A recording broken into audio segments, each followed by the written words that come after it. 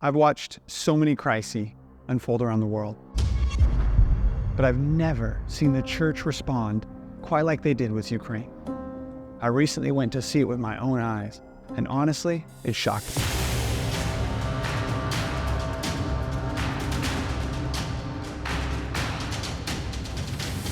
Let's rewind. At the start of the war, my phone instantly blew up.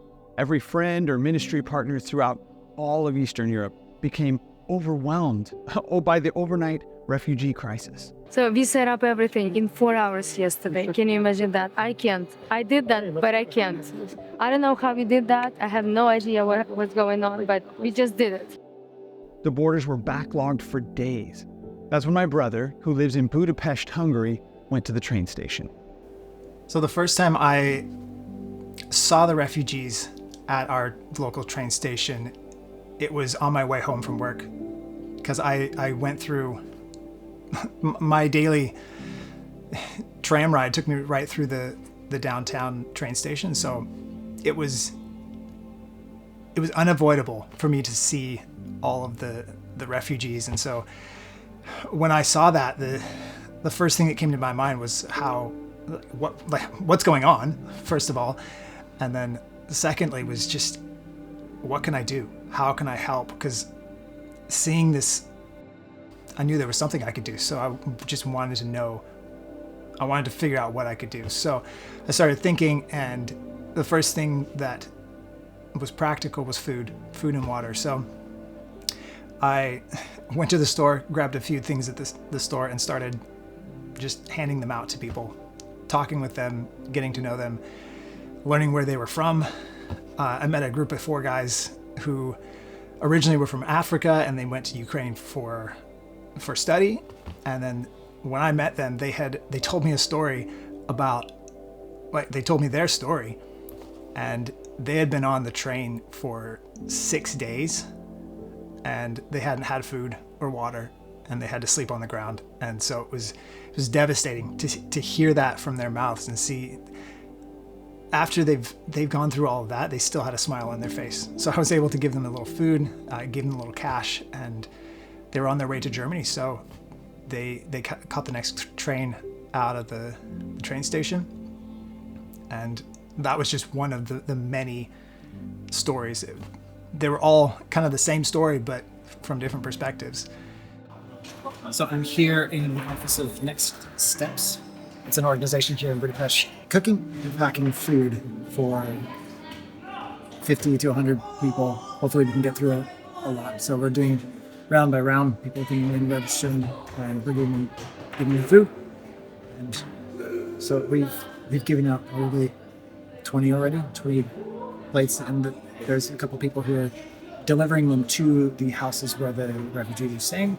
So the church here in Hungary is still able to be involved with giving and supporting the refugees, because there's still refugees coming in. I don't know the numbers right offhand, but in the peak time, there was between 6,000 and 10,000 people coming through our borders every day.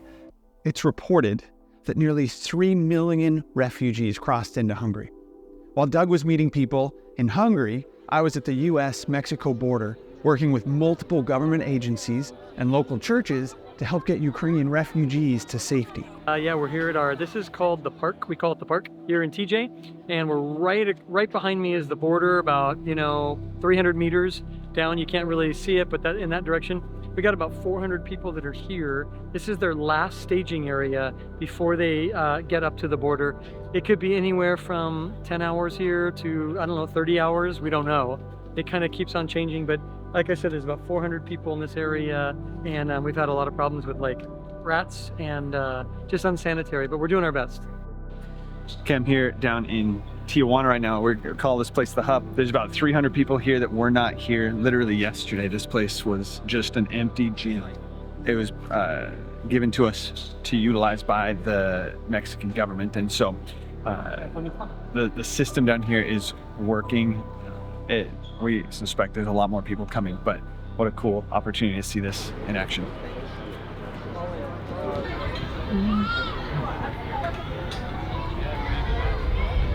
We are labeling some materials that are about to go to the TJ Gym, the hub.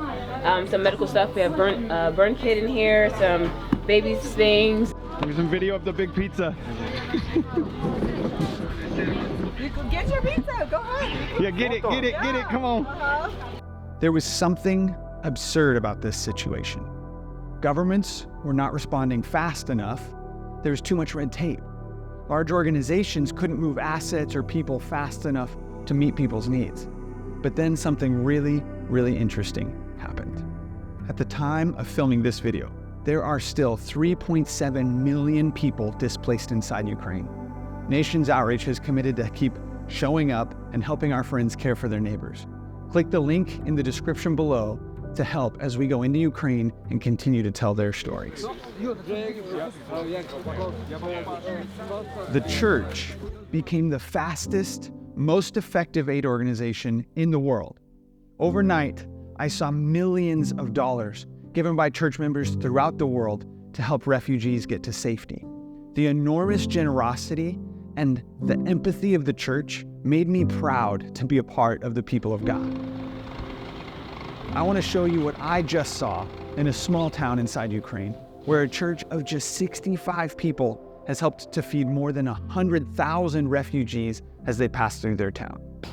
In all, we've housed about 14,000 people that were refugees from the war, internally displaced, and we had 5 buildings at one point. One of our church was our church building and a few other rental buildings. We had 5 dormitory houses and 30 host homes, so we could house 500 people at a time, and we housed like I said, over 14,000. This is our last remaining building. We just actually closed a building about 3 weeks ago.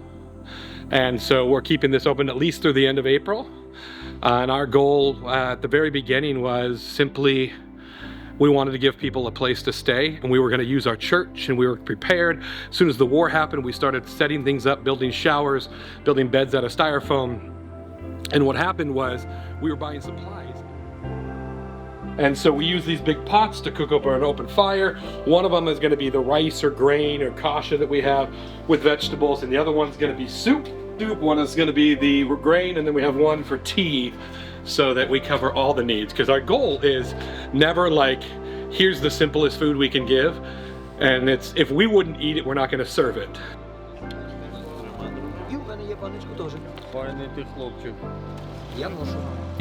Some of the stories we've heard of people, whose lives have been disrupted, it's just heartbreaking to hear the stories. But tonight we're going to be at the refugee center, and we're going to be doing some worship and a time of teaching in the Word, and just trying to just be a part of the encouragement of the church for the church here in Mukachevo.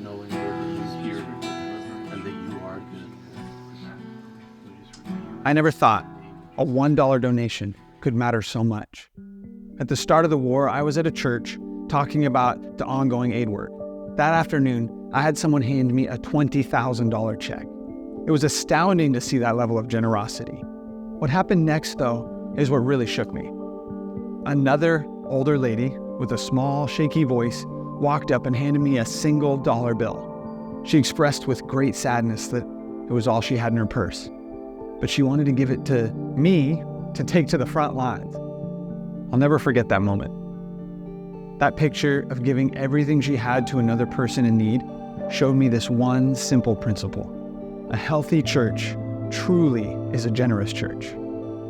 Okay, click on this next video where I explain how my trip to Ukraine hit so close to home for me.